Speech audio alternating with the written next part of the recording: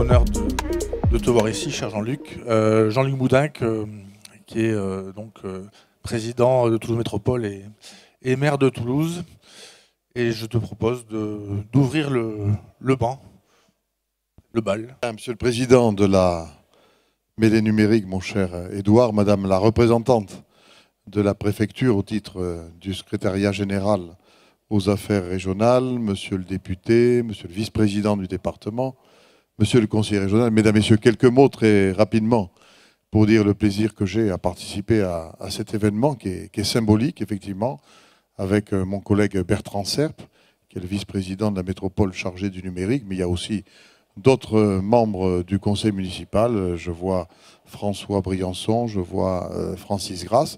Donc on est heureux d'être là pour effectivement jeter un regard avec vous sur ce parcours d'un quart de siècle.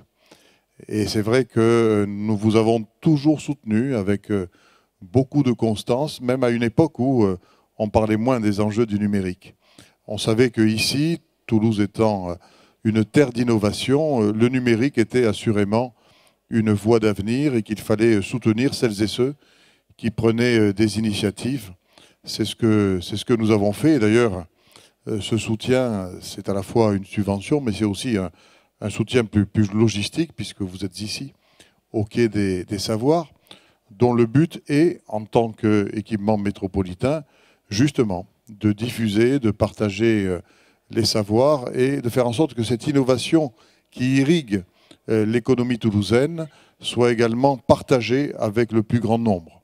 Le risque, on le connaît, c'est que des spécialistes hyper connaisseurs avancent dans une matière, mais que les gens, monsieur, madame, tout le monde, restent à quai. Donc on fait un quai des savoirs, justement, pour qu'ils montent sur le quai et qu'ils puissent, eux aussi, bénéficier de toutes ces innovations qui sont en perpétuel renouvellement. Donc moi, je voulais, en jetant un regard sur ces 25 ans, te dire bravo, cher Édouard, et puis bravo à toute l'équipe qui, au fil des renouvellements, est restée sur cette intuition et qui a su très rapidement fédérer tous les acteurs. Et d'ailleurs, la brochette qui est sur cette tribune montre bien que depuis le début, vous avez été soucieux de mettre dans le coup l'État, la région, le département et les deux principales intercommunalités du secteur, c'est-à-dire le Grand Toulouse de l'époque, qui est devenu Toulouse Métropole, et le Sicoval, qui est pionnier en ce domaine. En me tournant vers Jacques Aubertu, je salue le député, mais je salue aussi l'ancien président du Sicoval, particulièrement connaisseur de cette matière. Alors c'est vrai qu'aujourd'hui, il y a de nouveaux enjeux qui font que cette démarche-là, elle est encore plus pertinente et utile. Elle est fertile, on le sait. Et lorsque, en 2014, nous avons été labellisés French Tech, parmi les premiers en France, c'était la reconnaissance aussi de ce travail-là et la promesse de travailler sur les enjeux. Entre-temps, que s'est-il passé? Le monde a changé, pas forcément en bien. Le monde est caractérisé aujourd'hui par une instabilité, un retour à des positions hostiles qu'on pensait révolues, à une remise en cause des alliances traditionnelles de notre pays et de l'Union européenne. Tout cela dans un fond de paysage où le retour sur des crispations nationalistes ne favorise pas les choses. Résultat de tout cela, la nécessité de se défendre réapparaît. Et dans ce contexte-là, l'enjeu de la cybersécurité est devenu un enjeu central. Et à Toulouse, nous avons un certain nombre de jalons qui sont posés sur cet enjeu-là, et c'est important. Nous avons aussi vu le retour d'une vocation militaire de Toulouse qui s'était un peu évanouie avec la décision de l'État d'installer le commandement de l'espace à Toulouse, qui prend une importance considérable et qui s'appuie sur un terreau technologique et d'innovation qui fait que l'adresse n'a pas été choisie par hasard par l'État. Et quasi concomitamment, l'OTAN lui-même, plutôt elle-même, l'OTAN a décidé d'installer ici son centre d'excellence, là aussi, sur les enjeux du spatial par rapport à la défense. Et ce sont les mêmes critères sur le dynamisme de l'écosystème toulousain, sur toutes ces transformations numériques, qui a été déterminant dans le choix d'implantation de l'OTAN. Avec mes collègues de la métropole, et je vois que j'ai oublié de citer Djilali Layani, qui n'était pas dans mon viseur visuel lorsque j'ai cité les collègues, nous avons un grand projet qui est un campus sur justement les enjeux du numérique. Nous allons le situer à Matabio. Matabio, qui est un quartier que nous transformons, en lien d'ailleurs avec la région sur les enjeux de mobilité, un quartier à vivre avec des logements, des services, des équipements publics, mais aussi avec une vocation économique. Et la vocation économique que nous avons définie, c'est le thème du numérique. Quand on regarde ce qui s'est passé depuis une dizaine d'années sur la grande agglomération toulousaine, les emplois du numérique ont considérablement cru. Grosso modo, 10% d'emplois en plus dans ce secteur. Et donc, on sait que la métropole, qui a pour mission, non pas de soutenir les filières elles-mêmes, ça c'est le rôle du conseil régional, mais de déterminer l'occupation des sols, c'est-à-dire de dire à tel endroit on fait du logement, à tel endroit on préserve des zones naturelles et à tel endroit on développe l'économie. Donc le choix qui a été fait par la métropole, c'est justement de dédier économiquement, de créer une vocation thématique au Grand Matabio, et ça sera le numérique. Et je suis sûr que tout cela offre à la mêlée des perspectives qui sont positives et intéressantes. Un dernier mot sur l'intelligence artificielle qui, bien évidemment, aujourd'hui prend une place considérable, et heureusement d'ailleurs dans la réflexion. Chacun mesure le potentiel nouveau qu'elle offre en perspective. Chacun est conscient aussi des risques, des limites à mettre en œuvre, de l'éthique à introduire dans cette approche-là. Et puis, nous savons que des emplois vont être détruits. Comment on anticipe cela? Comment on évite les catastrophes sociales? Notre pays est, je dirais, assez servi en la matière. Et on sait aussi, mais on le dit moins, et j'espère que vos 25 ans permettront de le dire plus fort, que l'intelligence artificielle va également se traduire par ce que je pourrais appeler une augmentation des emplois, une augmentation des missions. Donc il y a du négatif, il y a du positif, et tout cela est possible si on y réfléchit, si on ne laisse pas la technique et la technologie avancer toutes seules, mais si justement, et c'est en cela que la présence d'acteurs publics différents est importante, on met en place des principes d'intérêt général et qu'on se coordonne dans la différence de nos missions, l'État, la région, le département, la métropole. On se coordonne pour essayer de tenir un langage assez cohérent qui est celui de l'intérêt général, parce que nous, on est au service de l'intérêt général. En tout cas, merci à la mêlée de tout ce très beau parcours. Et puis, je vous souhaite 25 ans de plus avec autant de dynamisme et de capacité à fédérer, comme vous l'avez prouvé depuis le départ. Bon anniversaire. Merci, très, très heureux de vous recevoir et de recevoir effectivement les grands partenaires de la mêlée ici présents pour ouvrir cette nouvelle séance, cette nouvelle séquence, je dirais, puisque c'était il y a 25 ans. Je remercie aussi d'ailleurs d'autres structures partenaires présents. Hein. Il y a le vice-président de Montpellier Métropole, le président de Carcassonne Agglomération. Je salue Madame la consul du Maroc ici présente, puisque cette année c'est le Maroc qui est l'invité d'honneur avec l'association des directions informatiques du Maroc, et qui est présente aujourd'hui pour la semaine. Hein. Donc je les remercie et les salue. ainsi évidemment que toutes les personnes présentes ici. Donc tout ça, c'était pour dire qu'il y a 25 ans, lorsque nous avons démarré une petite soirée entre entrepreneurs, nous ne pensions pas aujourd'hui nous retrouver 25 ans plus tard sur une très longue soirée d'une semaine qui rassemblerait près de 10 000 participants, 500 intervenants et 180 partenaires qui nous ont fait confiance cette semaine. Voilà, donc on sent que cette mêlée, ce pack qu'on a poussé depuis ses origines, c'est du solide, ça continue, il faut qu'on soit coordonné et fédéré, et ça je souhaite, et on est heureux de vous voir ici et de pouvoir un peu continuer tout ça. La page du numérique de ces nouveautés va encore s'accélérer avec l'arrivée de l'intelligence artificielle et parfois les dangers, parfois les opportunités qui s'offrent à nous et que nous devons saisir, et pour cela il faut le faire collectivement.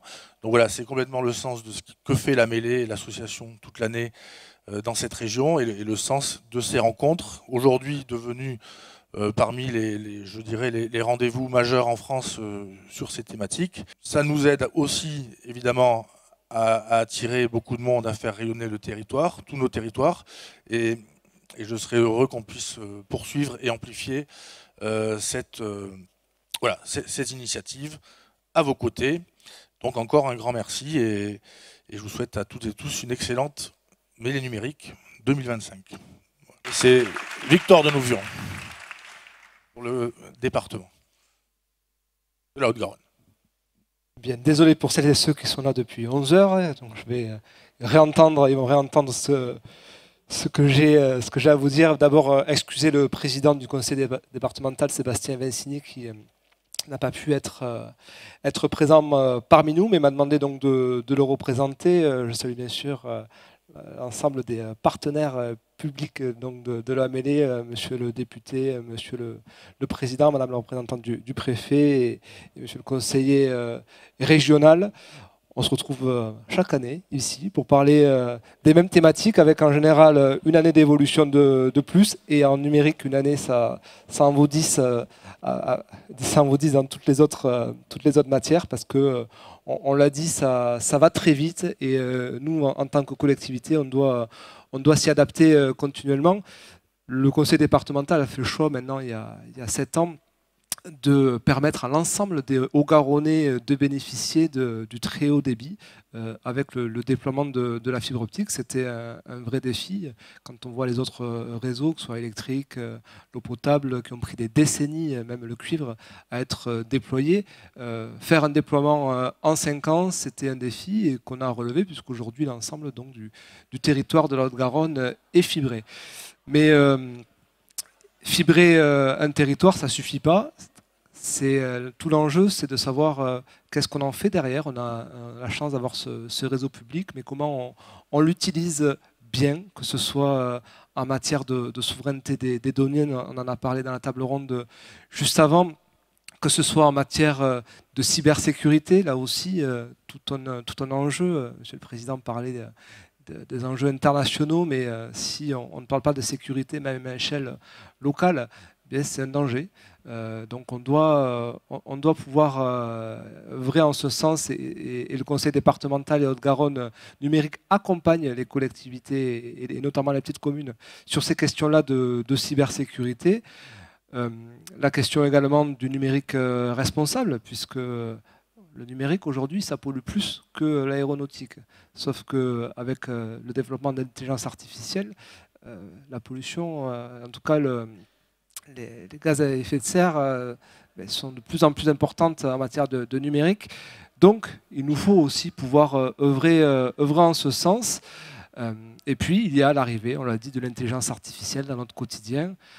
Alors, on pourrait avoir la posture de se dire, hop là, attention, d'abord on essaie de l'apprendre et après on travaille avec.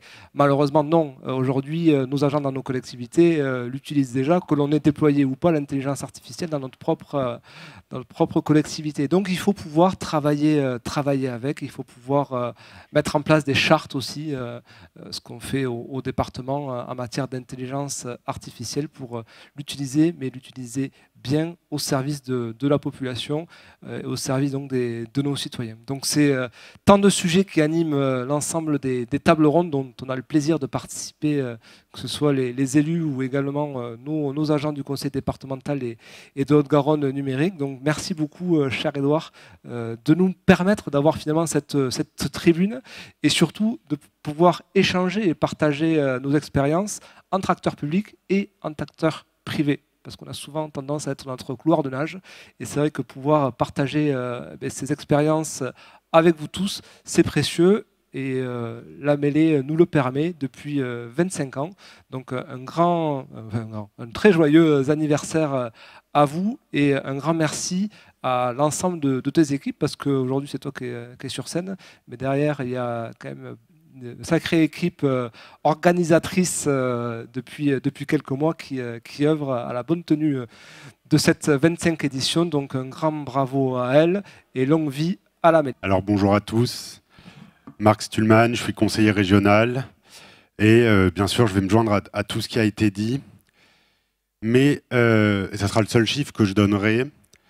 En 25 ans, pour vous donner un pas de temps, pour vous montrer à quel point le numérique a progressé en 25 ans, l'ordinateur, le supercalculateur le plus puissant du monde il y a 25 ans était moins puissant qu'une PlayStation 5. C'est-à-dire qu'aujourd'hui, en termes de numérique, vous pouvez acheter pour 400 €, ce qui coûtait plusieurs millions d'euros il y a 25 ans et qui occupait plusieurs centaines de mètres carrés. Et c'est ça, la révolution numérique. Et se dire que, alors que tout a changé pendant 25 ans, la région Occitanie a été créée en 2015, donc la mêlée est plus ancienne que la région. La métropole aussi, hein, le statut juridique métropolitain est plus récent que la mêlée. Et finalement, la mêlée, à l'exception du département, c'est un peu notre grand ancêtre. C'est notre grand ancêtre et c'est quelque chose que toutes les régions nous envient.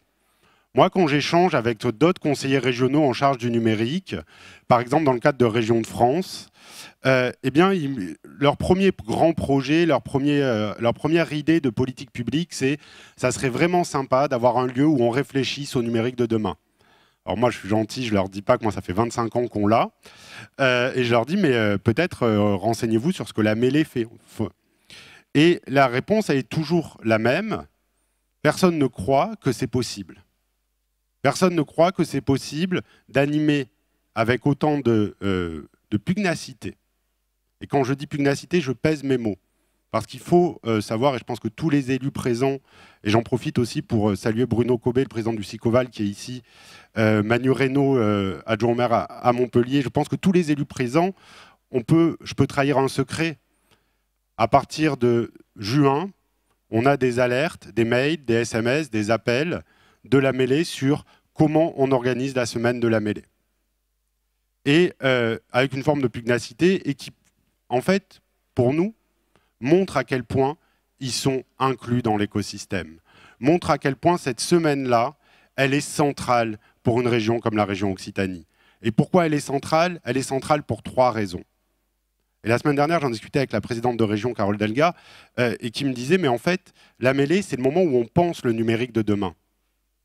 Parce que c'est facile de faire des événements où on vend des solutions, où on explique que l'IA va y avoir 70% de gains de productivité, ou que si vous achetez telle solution en matière de cybersécurité, c'est bon, les pirates, peu importe leur pays d'origine, n'arriveront pas à vous pirater. Ça, c'est le plus facile à faire.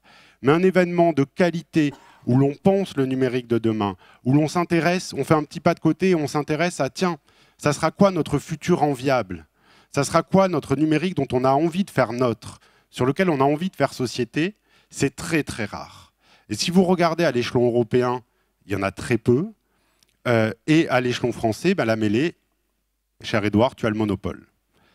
Et ça, c'est une vraie richesse pour nous. Et en région Occitanie, on est très, très heureux de cela. Et on est très heureux de cela parce que la mêlée, ce n'est pas uniquement la semaine de la mêlée, c'est aussi des actions. C'est aussi des actions au quotidien dans tous les territoires, y compris parfois dans des territoires, entre guillemets, reculés, ou qu'on pourrait considérer comme pas prioritaires pour le numérique. Parce que ça a été dit, le numérique, ce n'est pas quelque chose de grandes villes ou de grands groupes ou de grands je ne sais quoi. C'est quelque chose qui impactera tout le monde, tout le temps. Et effectivement, on peut espérer que le numérique et l'IA créera de l'emploi, mais il va y avoir des soubresauts. Il va y avoir des emplois qui vont disparaître. Regardez aujourd'hui, par exemple, le taux d'emploi des juniors, il diminue. Le chômage des juniors augmente. Et il augmente pourquoi? Parce que les entreprises font un bilan coût-avantage. Au lieu d'embaucher un junior, on utilise de l'IA. Et ça, c'est un calcul qui est très facile à court terme, compliqué à long terme et mortifère à très long terme. Et nous, en région Occitanie, c'est pour ça qu'on a on a poussé sur les questions de formation, sur les questions d'accompagnement aux entreprises. On a été la première région de France à faire un plan IA avec 60 millions d'euros par an, qui est dédié uniquement à la question de l'IA en région Occitanie. Et notre plan, on l'a fait de façon très simple autour de 2 axes. Le premier, c'est aller chercher de la deep tech, aller chercher ce qui fera la richesse de demain. Tout ce qui est cosmétique, paillettes, très visible, c'est très intéressant pour celui qui le fait, pas pour celui qui reçoit, et ça ne crée pas de richesse pour demain. Tout ça, on l'a mis de côté. Nous, ce qu'on veut, c'est de la techno de rupture, c'est du supercalculateur, c'est accompagner des supercalculateurs. Et il y a quelques semaines, j'étais à Montpellier où on a inauguré un nouveau supercalculateur. Et c'est un supercalculateur qui est très intéressant parce qu'en réalité, il est en France celui qui a la meilleure appétence énergétique. C'est-à-dire qu'il dépense le moins d'énergie pour avoir le plus de calculs pour toute la France. Et ça, c'est notre premier axe. Notre deuxième axe, c'est ce que je vous indiquais, de la formation, de la sensibilisation, parce qu'il n'y aura pas des entreprises qui utiliseront l'IA et des entreprises qui n'utiliseront pas l'IA. En réalité, il y aura des entreprises qui utiliseront l'IA et des entreprises au tribunal de commerce en liquidation. Il n'y a pas d'avenir pour une entreprise qui n'utilise pas l'IA aujourd'hui. Il faut en avoir conscience et c'est pour ça qu'en région, on met en place, comme ça a été présenté tout à l'heure par les équipes, par exemple le DIH, pour accompagner la transformation digitale des entreprises.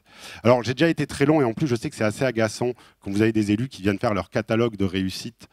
Mais en tout état de cause et en guise de conclusion, j'aimerais juste rappeler quelque chose, c'est que il y a 25 ans, effectivement, Édouard avait un pari un peu fou. Et certains dans la salle étaient présents, puis on a été nombreux à rejoindre cette dynamique. Mais j'aimerais quand même proposer, pour les 25 ans qui arrivent, un changement de nom qui serait plus en adéquation avec ce qu'est la mêlée. Parce que la mêlée, c'est effectivement un collectif, mais quand on a un temps d'avance au rugby, on sait qu'une mêlée se transforme en percée.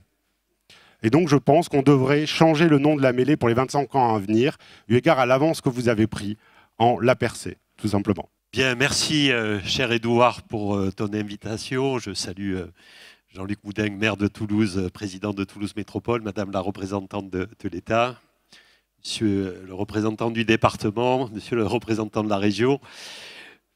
Bonjour à toutes et à tous, ravi d'être avec vous. Alors je vais être évidemment sans doute plus bref que mes prédécesseurs du fait du discours qu'ils ont tenu et évidemment des idées qui ont été avancées et puis surtout de la reconnaissance à l'égard de la mêlée. Mais pour avoir une intervention en 2 temps, d'abord une première séance chauvinisme. Je suis encore élu au SICOVAL. Le SICOVAL fête cette année ses 50 ans en tant qu'intercommunalité, même s'il a changé, comme d'ailleurs la métropole à plusieurs reprises de statut. Et il y a 25 ans, c'est bien sûr le SICOVAL que ce groupe de chefs d'entreprise ont décidé effectivement de créer cette magnifique dynamique. Nous en sommes fiers. Et comme sur bien d'autres sujets, la question des transports, la question des universités, la question de l'aménagement du territoire, évidemment, sans le PAC constitue notamment l'entente entre la métropole et le SICOVAL et d'autres territoires, nous n'en serions pas là aujourd'hui. La mêlée n'aurait pas pris son envol en quelque sorte si elle n'était pas aujourd'hui largement accompagnée par la métropole de Toulouse. Pour autant, le SICOVAL, évidemment, garde toute sa place compte tenu du terreau qu'il représente. Et j'en veux pour preuve notamment les beaux investissements comme Data Valley, la présence de Cyberox sur son territoire et bien d'autres initiatives que nous saluons.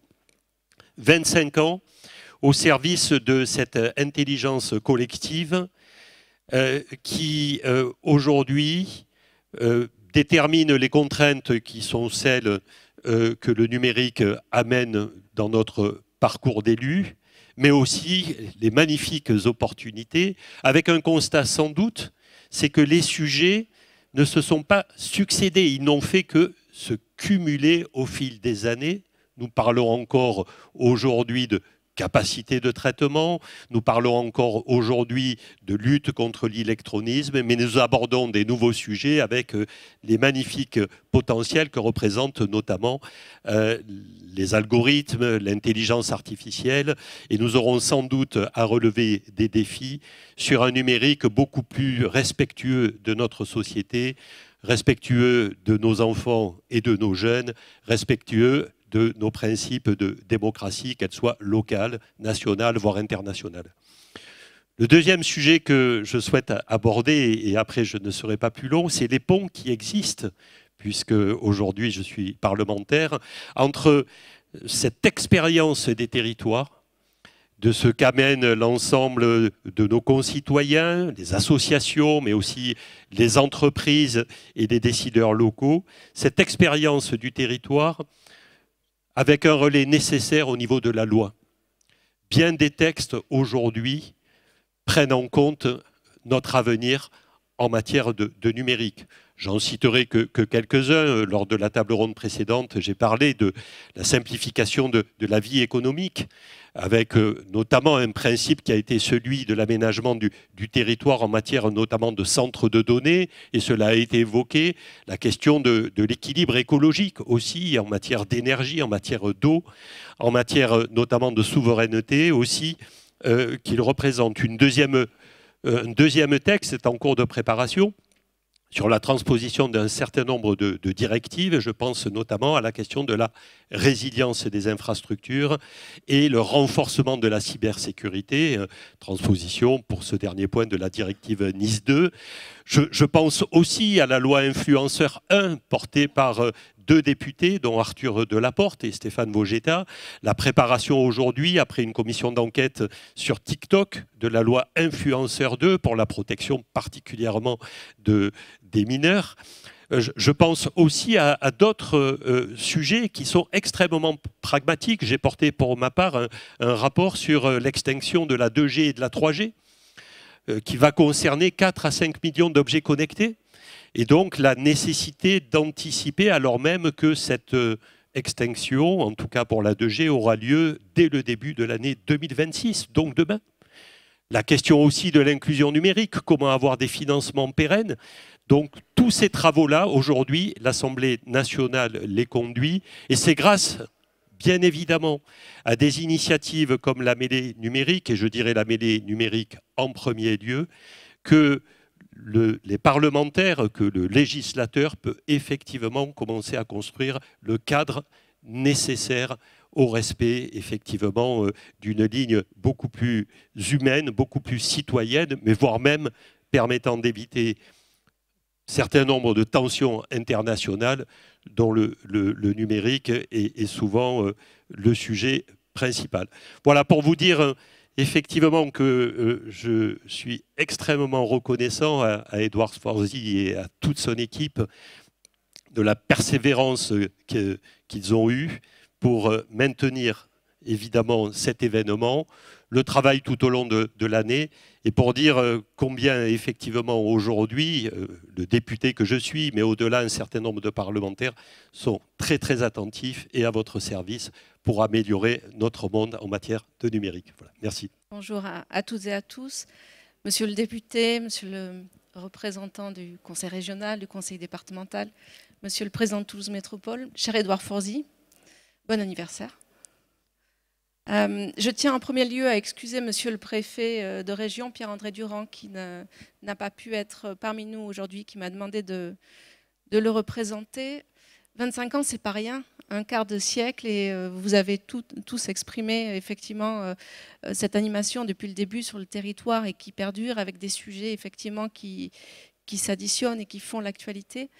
Je vais revenir sur un certain nombre d'éléments, peut-être pour rappeler tout simplement que L'État a été depuis le départ aussi aux côtés des partenaires dans cette aventure. Et vous l'avez évoqué, monsieur le député, à l'heure où s'achève un certain nombre de programmes, notamment sur le déploiement des infrastructures, de la fibre et la fin de la perspective de l'extinction de la 2G, de nouveaux défis qui s'imposent à nous. Et je pense bien sûr à la question de l'intelligence artificielle. Vous l'avez évoqué les uns et les autres. Et ce sujet va animer un certain nombre de tables rondes au cours de cette semaine organisée par la mêlée numérique. Vous rappelez que le président de la République a lancé le 3e volet de la stratégie nationale d'intelligence artificielle, qui s'appuie d'une part sur le soutien aux investissements dans le secteur, notamment avec les appels à projets autour de France 2030. Rappelez qu'en Occitanie, plus d'une 50aine d'entreprises ont bénéficié de ces appels à projets pour un montant cumulé de 150 millions d'euros d'aide sur le territoire. Je voulais en profiter pour signaler la parution d'un travail qui a été conduit par la Direction régionale des entreprises de l'emploi, la DRETS Occitanie, qui a publié un panorama de l'IA en Occitanie qui a été publié en juillet dernier. Vous le trouverez en ligne.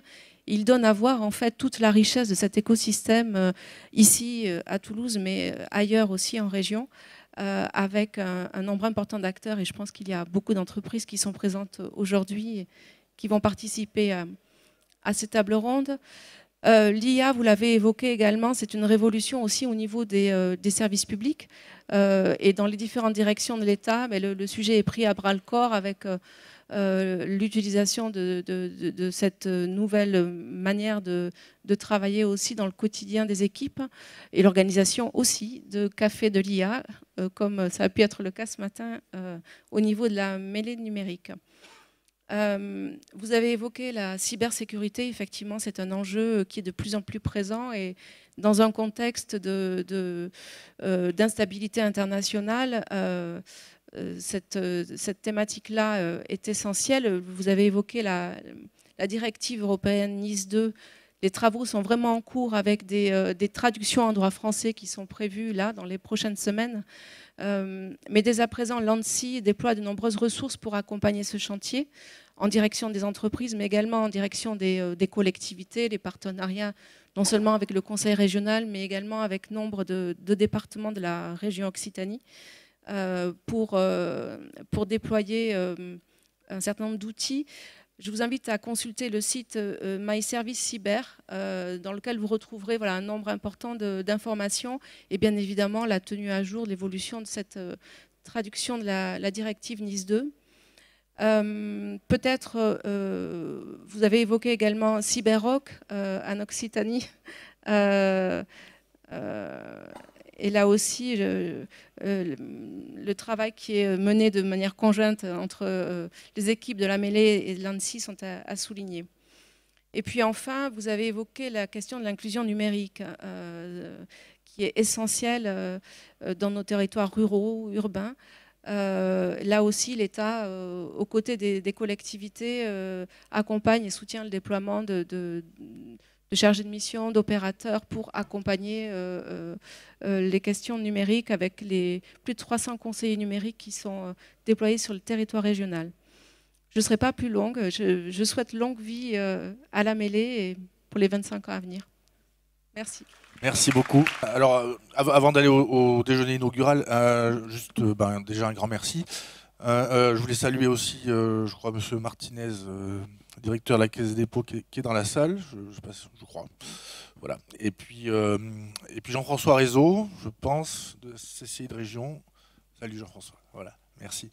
Je vous propose qu'on se fasse une petite photo, si ça vous dit. Je demande aux élus présents, Bertrand, Manu, Francis Grasse. Alors Francis Grasse et Laurent Chiquano, donc qui est élu à la mairie, Laurent Chiquano, directeur du Quai des Savoirs, donc qui nous accueille ici depuis, alors ça fait pas 25 ans, mais ça fait 9 ans, ça sera 10 ans l'année prochaine. Voilà, et donc le quart de siècle au Quai des Savoirs, hein, le QDS au QDS, c'était ça, c'était un peu l'idée. Venez, on fait la photo. Bien, bon appétit.